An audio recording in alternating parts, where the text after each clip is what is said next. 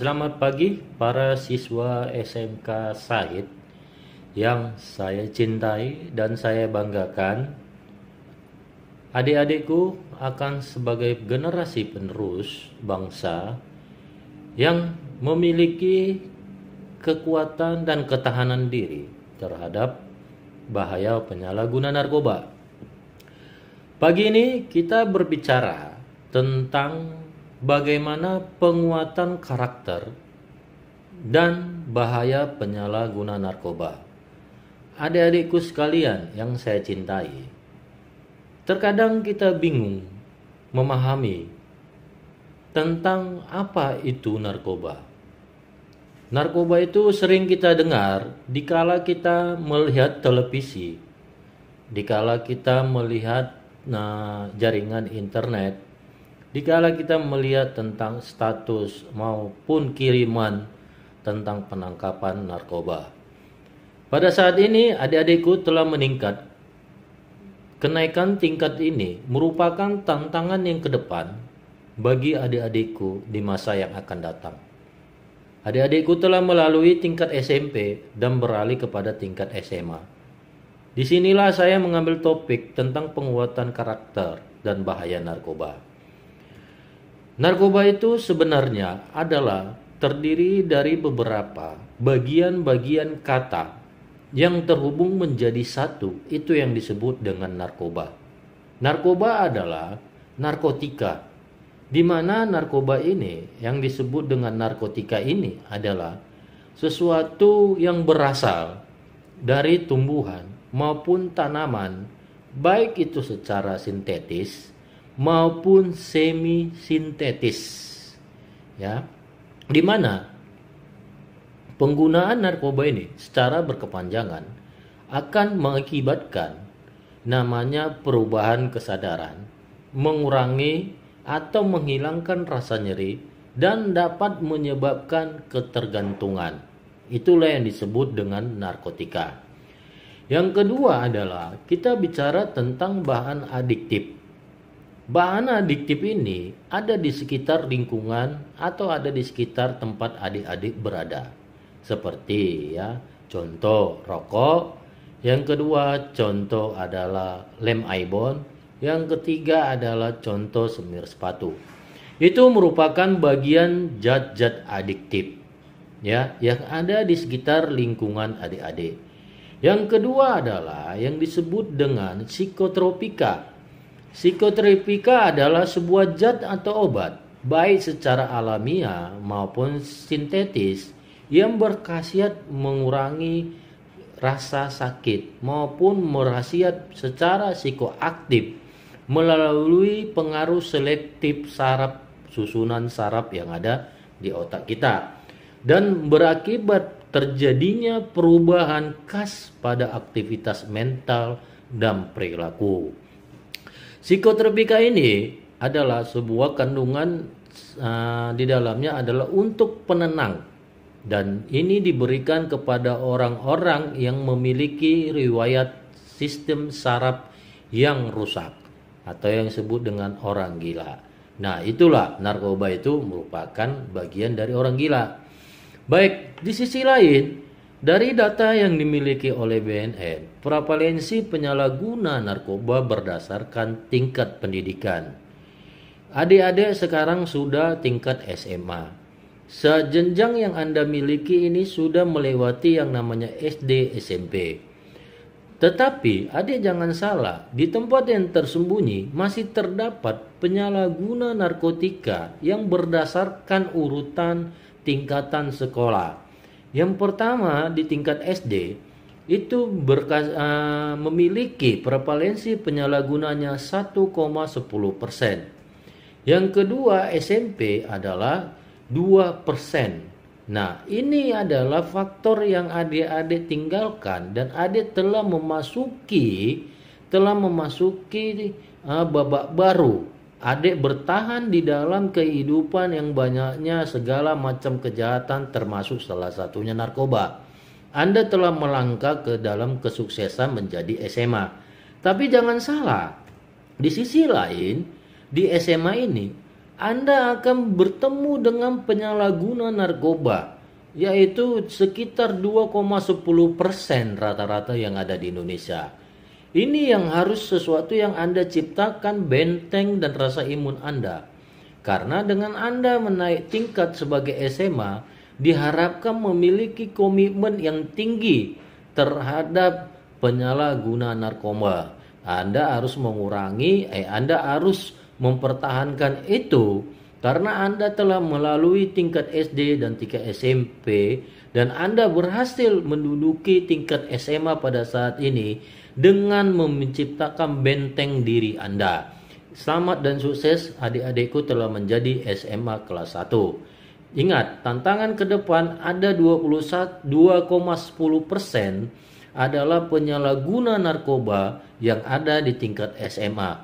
Pertahankan ini sampai Anda akan kuliah di akan datang.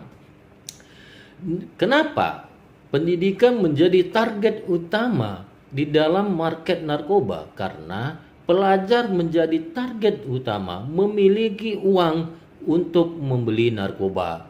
Uang menjadi sisi positif dan sisi negatif.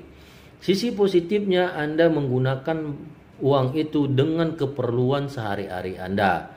Sisi negatifnya Anda menggunakan uang itu dengan tidak keperluan yang Anda butuhkan sehari-harinya.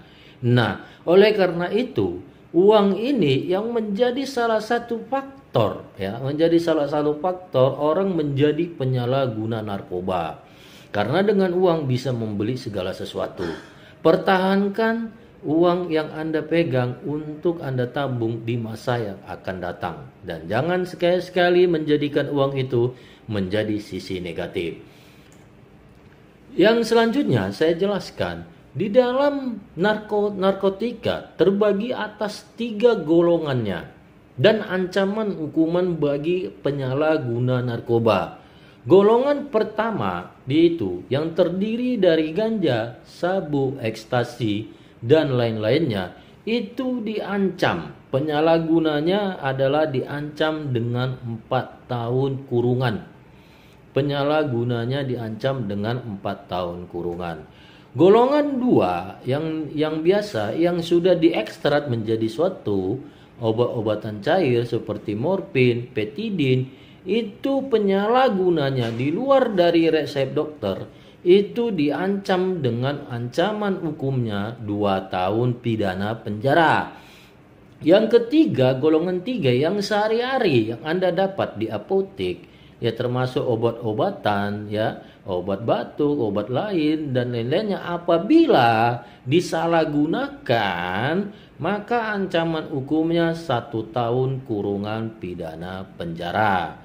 Nah, saya sebutkan tadi berbagai macam golongan narkotika apabila disalahgunakan tanpa keterangan dokter maka ancaman hukumannya sudah jelas.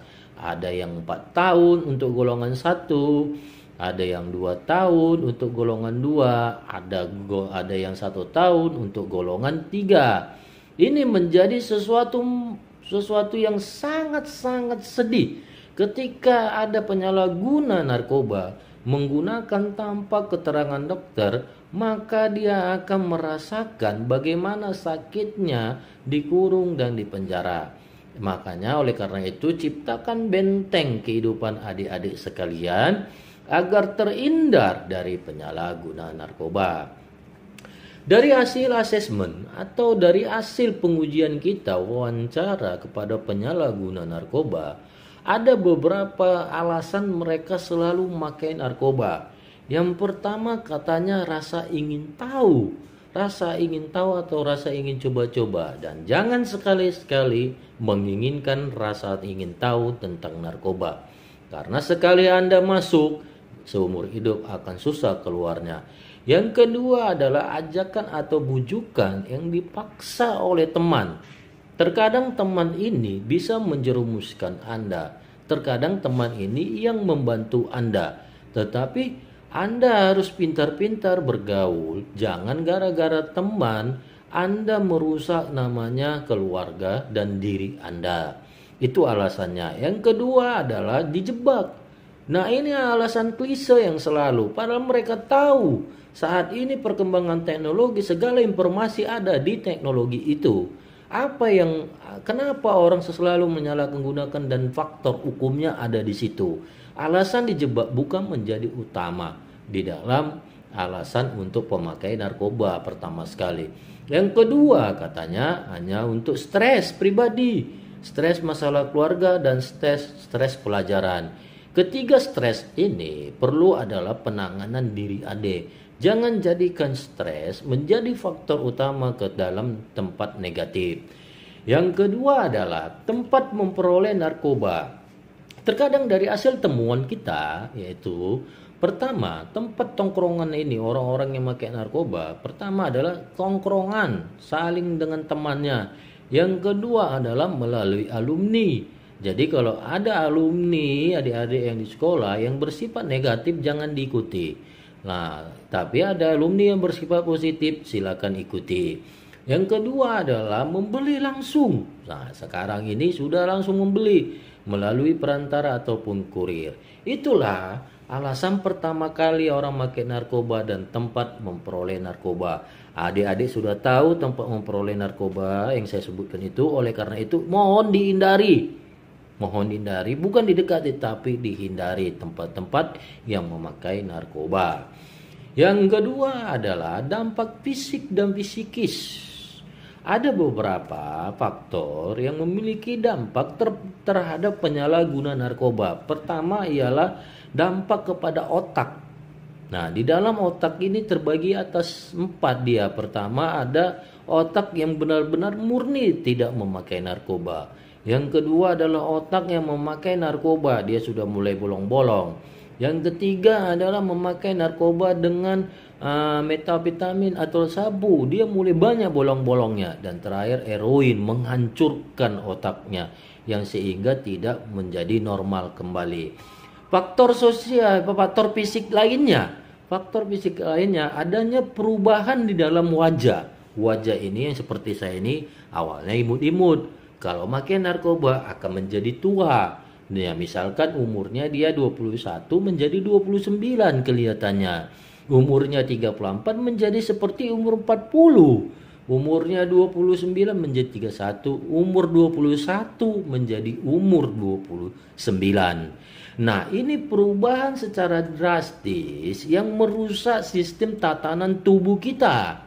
Nah, bukan hanya otak, tubuh, wajah, dan lain-lainnya itu merusak. Terutama di wajah. Maka Anda itu umurnya 19 tahun, tapi mukanya 31 tahun. Nah, ini terjadi perubahan, perkembangan sistem di dalam wajah dan tubuh Anda. Itulah dampak psikis dan psikisnya. Yang kedua adalah dampak hukum dan sosialnya. Dampak hukum dan sosialnya adanya pidana penjara, di mana dikatakan di dalam Undang-Undang 35 tahun 2009 tentang narkotika, menanam, menyimpan, membantu, tidak melapor, dititik, menyembunyikan. Itu ancaman hukumannya adalah 5 sampai hukuman mati dan hukuman seumur hidup. Yang kedua adalah dampak sosialnya adalah pertama, penyalahguna narkoba itu akan dibully atau dijauhi temannya. Yang kedua adalah faktornya malas belajar. Yang ketiga adalah sifatnya menyendiri. Jadi itulah rekan-rekan dampak sosial yang paling besar, yaitu malas belajar. Terjadi malas belajar terhadap orang-orang penyalahguna narkoba. Kenapa? Otaknya sudah terdapat bolong-bolong di dalam otaknya tadi, sehingga untuk memulai pelajaran itu sangat sulit dan akhirnya malas dan akhirnya prestasinya menurun dan akhirnya menyendiri. Karena apa? Tidak banyak teman yang mau akan bergaul dengan orang-orang penyalahguna narkoba.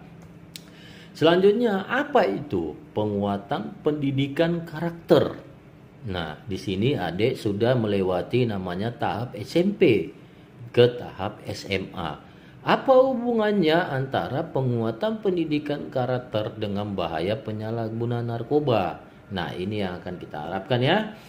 Yang pertama adalah bahwa pendidikan karakter itu adalah di mana kita mengharapkan para generasi muda, adik-adik ini sekalian, siswa yang baru masuk SMA diharapkan memiliki olah hati, olah rasa, olah pikir, dan olahraga. Di mana semuanya itu adalah merupakan revolusi mental, di mana untuk menguatkan diri adik-adik ini dari segala kejahatan yang ada di Republik Indonesia ini. Revolusi mental ini dapat merubah sifat adik-adik menjadi lebih memiliki ketahanan diri. Ada 4 dimensi pendidikan karakter yang harus adik ikuti. Pertama adalah olah hati. Olah hati atau olah etik, di mana diharapkan bahwa setiap individu yang memiliki kerohanian yang mendalam, beriman dan bertakwa pada Tuhan Yang Maha Esa.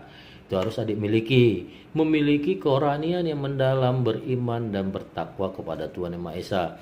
Yang kedua, olah pikir. Olah pikir itu adalah di mana setiap individu atau setiap siswa diharapkan memiliki keunggulan akademis, keunggulan pembelajaran sebagai hasil pembelajaran sepanjang hayat. Dalam arti bahwa adik, apa yang dapat adik unggulkan di dalam konsep pembelajaran adik di sekolah, pilihlah itu menjadi suatu momen bagi diri Anda untuk mengembangkan kriteria pembelajaran diri adik-adik sekalian. Dengan keunggulan akademis, maka adik akan siap bersaing ke dunia yang akan datang. Dalam arti adik akan menjalani jenjang namanya pekerjaan. Nah, itulah oleh karena itu mulai sekarang terapkan keunggulan akademis yang mana yang bisa menjadi faktor diri Anda menjadi sesuatu yang dapat dibanggakan. Yang ketiga adalah olah rasa. Olah rasa ini di mana agar menciptakan integritas moral dan rasa berkesenian dan kebudayaan, ya. Rasa berkesenian dan berkebudayaan. Yang ketiga adalah olahraga. Olahraga mampu memberikan partisipasi aktif sebagai warga negara. Olahraga itu bisa bersama-sama dengan keluarga yang akhirnya memiliki hubungan interaktif antara ayah dan ibu saling berkomunikasi.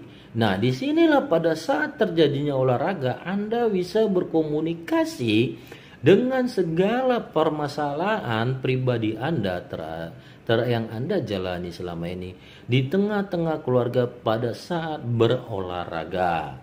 Bisa juga pada saat yang lain selain olahraga. Ya.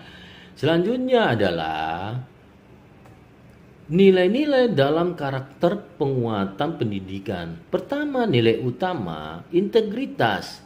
Di sini kita harapkan bahwa adik ini memiliki kejujuran, keteladanan, tanggung jawab, anti narkoba, komitmen moral. Kejujuran dan keteladanan menjadi wujud daripada diri adik-adik. Tanggung jawab adalah merupakan juga wujud dari adik-adik. Anti narkoba yang paling utama adik terapkan di dalam ketahanan diri adik. Bahwa saya adalah siswa yang anti narkoba, sehingga adik-adik memiliki komitmen moral dengan anti narkoba, menjaga nama baik keluarga, menjaga nama baik diri, menjaga nama baik lingkungan, menjaga nama baik sekolah. Adik-adik harus anti narkoba. Yang kedua, bersifat religiositas. Dalam arti adik memiliki iman dan takwa di dalam kehidupan sehari-hari. Iman dan takwa bukan hanya diucapkan saja, tetapi harus dilaksanakan. Dalam arti adik harus disiplin beribadah, toleransi, dan saling tolong-menolong di tengah-tengah keluarga maupun di sekolah. Dengan saling tolong-menolong dan toleransi di tengah keluarga, maka akan terciptakan ketahanan keluarga yang anti narkoba di dalam itu, saling berkomunikasi. Yang ketiga adalah nasionalisme.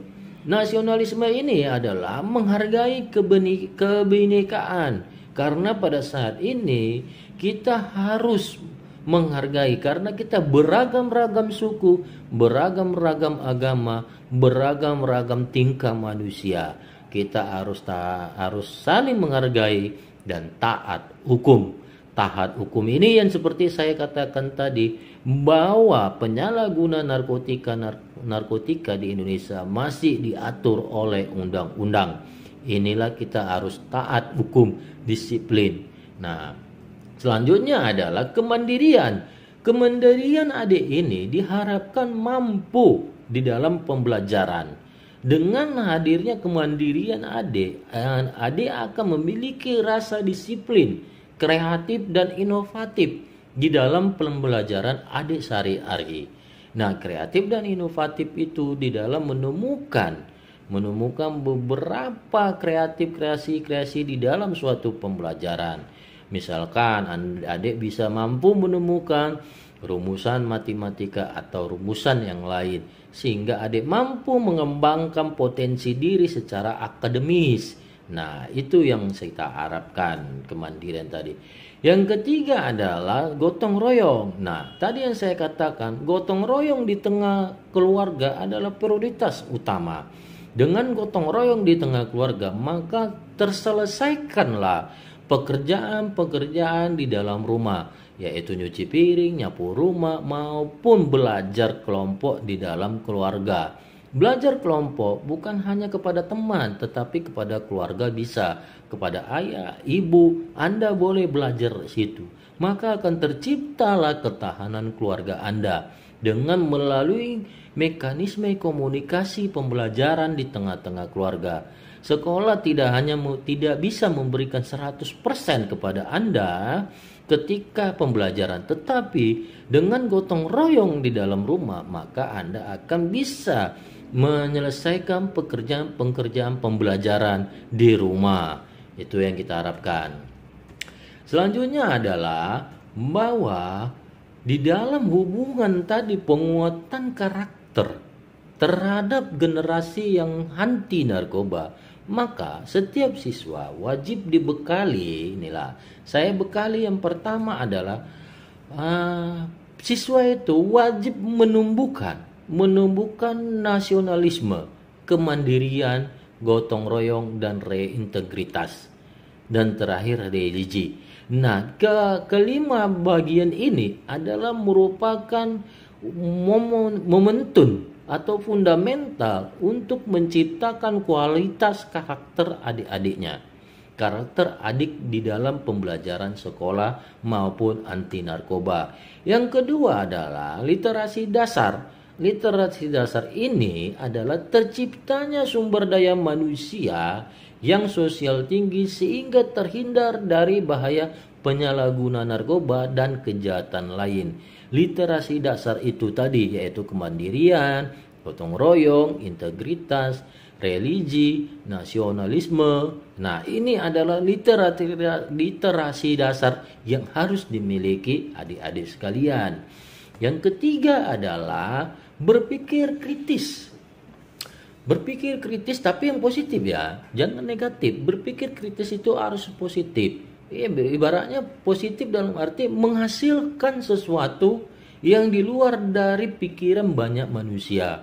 Berpikir kritis, jika itu memang bukan kehendak kamu, maka kamu bisa berpikir kritis. Berpikir kritis tidak harus dengan kasar, tetapi berpikirlah kritis dengan sederhana, kreatif, komunikasi, dan kolaborasi. Ketiga, keempat ini harus adik punya fundamentalnya, sehingga yang kita harapkan adalah generasi muda ke depannya dapat sebagai generasi emas yang mampu untuk melanjutkan cita-cita bangsa, menggantikan kami di dalam posisi ini. Selanjutnya adalah bahwa dari ilustrasi itu adik-adik menghargai keberagaman agama. Negara telah mengakui keberagaman agama yang ada di Indonesia. 5 agama sesuai 6 sekarang ya, termasuk Konghucu ya, yang sudah diakui negara kita. Adik harus menghargai keberagaman agama. tidak membela kepada satu agama saja. Yang kedua adalah pramuka ataupun OSIS ataupun hal-hal yang lain, organisasi lain yang berada di sekolah, Anda perlu ikuti. Dengan menciptakan organisasi itu tadi, mengikuti organisasi tadi, diharapkan adik-adik memiliki nilai-nilai kemandirian, nilai-nilai yang kerja keras dan gotong royong, nilai-nilai kebersamaan. Seperti contohnya pramuka, maka di situ terjadi camping. Dalam camping itu ada membuat tenda. Kalau membuat tenda kan nggak bisa satu orang, harus bersama-sama. Nah, ada yang masak air, ada yang masak nasi. Nah, disitulah, dan itu terciptanya gotong royong. Seperti halnya di rumah. Di rumah juga bisa gotong royong seperti yang diimplementasikan oleh pramuka maupun organisasi yang ada di sekolah. Tapi pada saat ini lagi pandemi COVID-19, belum bisa bertemu. Lakukanlah sifat kemandirian dan kerja keras dan gotong royong itu di tengah-tengah keluarga, ya, di tengah-tengah keluarga adik, supaya terciptanya ketahanan keluarga dan komunikasi di keluarga. Yang keempat adalah adik-adik harus menghormati keberagaman budaya Indonesia, mencintai banyak suku dan budaya di Indonesia yang tidak dimiliki negara lain. Cuman Indonesia yang memiliki keberagaman budaya yang ada di Indonesia. Negara Indonesia lah yang sangat bangga karena beragam suku dan budaya yang ada di Indonesia. Negara lain belum tentu punya seperti hal yang dimiliki Indonesia. Selanjutnya adalah untuk meningkatkan rasa nasionalisme adalah dengan melalui upacara bendera. Nilai-nilai nasionalisme bukan hanya melalui upacara bendera, tetapi melalui sikap gotong royong tadi. Jadi memiliki rasa kebersamaan tadi adalah juga menciptakan nilai-nilai nasionalisme. Kalaupun sekarang tidak bisa upacara bendera, bisa melalui Zoom meeting. Melalui Zoom meeting disiarkan lagu-lagu kebangsaan Indonesia, Indonesia Raya, baca Pancasila melalui Zoom meeting, bisa, semuanya bisa. Itu adalah meningkatkan nasionalisme. Jadi bisa melakukan upacara bendera di dalam Zoom meetingnya. Oke, saya lanjut. Yang terakhir adalah ilustrasinya bagaimana kita mengamati dan mencermati teknologi. Pada saat ini teknologi banyak hoax yang beredar. Banyak tentang film-film narkoba yang saat ini yang sangat sulit untuk kita protek, untuk tidak disebarkan kepada adik-adik sekalian. Adik-adik harus memiliki ketahanan dan harus dicermati mengenai tentang teknologi-teknologi yang berkembang pada saat ini yang harus kita hindari, ya, teknologi-teknologi yang bersifat negatif. Tapi kalau teknologi yang bersifat positif, silakan diikuti. Nah, yang kedua adalah bagaimana kita menciptakan keluarga menjadi benteng tumbuhnya karakter seseorang. Itu tadi yang saya katakan. Dengan gotong royong di dalam rumah bisa menciptakan benteng kekeluargaan.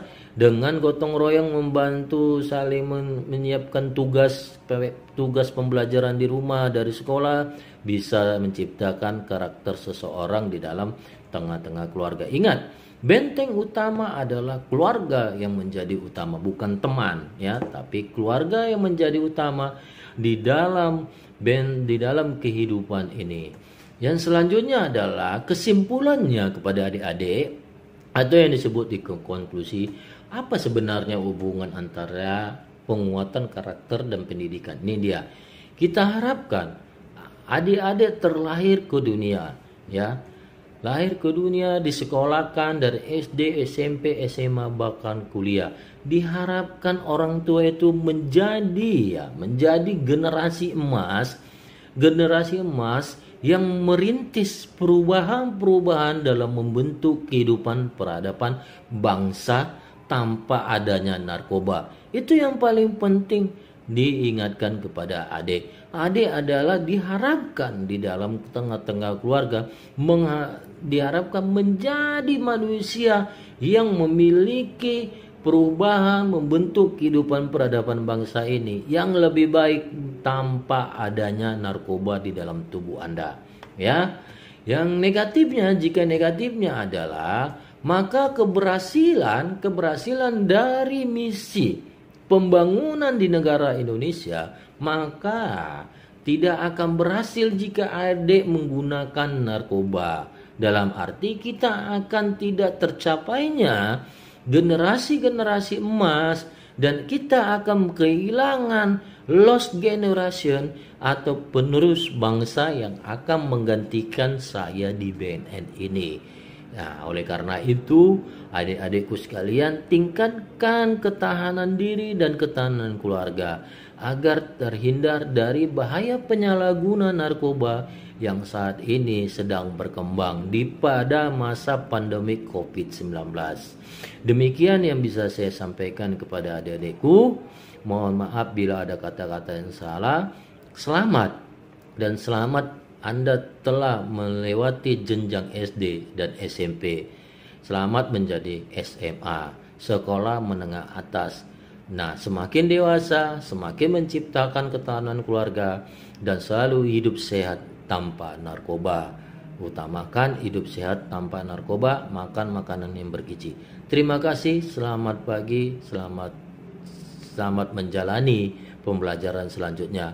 Demikian yang bisa saya sampaikan. Assalamualaikum warahmatullahi wabarakatuh.